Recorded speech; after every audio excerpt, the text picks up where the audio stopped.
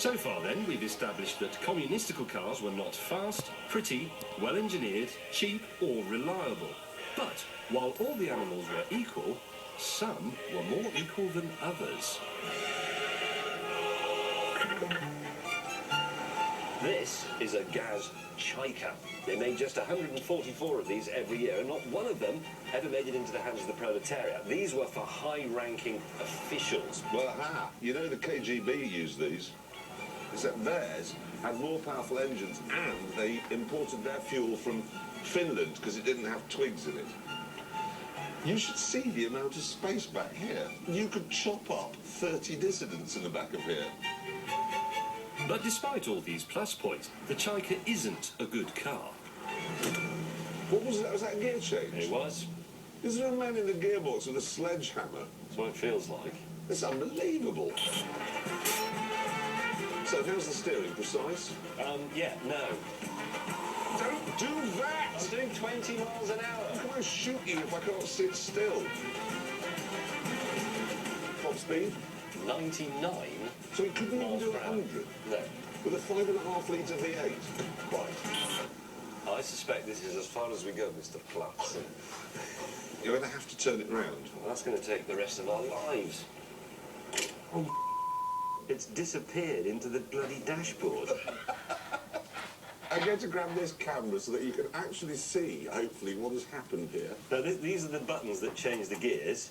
That's park, that's backwards, and that was forwards. And I promise you, I merely pressed it and my finger just disappeared. So they couldn't make a decent luxury car either. But what about the other end of the scale? Rugged simplicity. Surely this is good commie territory. This is the Lada Niva, Russia's workman's workhorse. It does seem to have been built on relatively sensible principles, this. Add weight and simplify. What's more, it had coil springs, not the RSJs you got in Land Rovers at the time. So it was surprisingly comfortable. You know, I once drove one of these down a very heavily rutted road at 50 miles an hour, and I was able to use the cigarette lighter because it was so smooth to light a cigarette. It was that smooth. I'd actually quite like to demonstrate that for you now, but unfortunately, we don't live in a free country.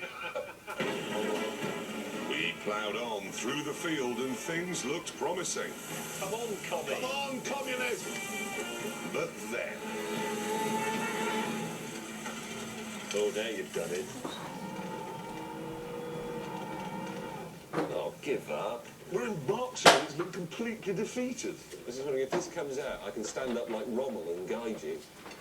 Ah! We don't need that. Right. Forwards, slowly.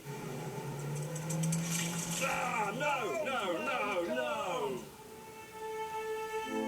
in the end, we had to be pulled free by a decadent capitalist Land Rover. But we were reluctant to give up on our little Niva. And it is quite a rugged, personable little thing. Yes, it is, actually. No, it is. I mean, sort of can't give it a name. It's got one, neither. Do you think we've actually found a communist car that we like?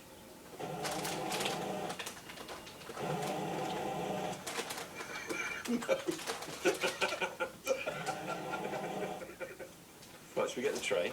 Most people, as you know, spin off on the second to last corner. Boris decided he was going to spin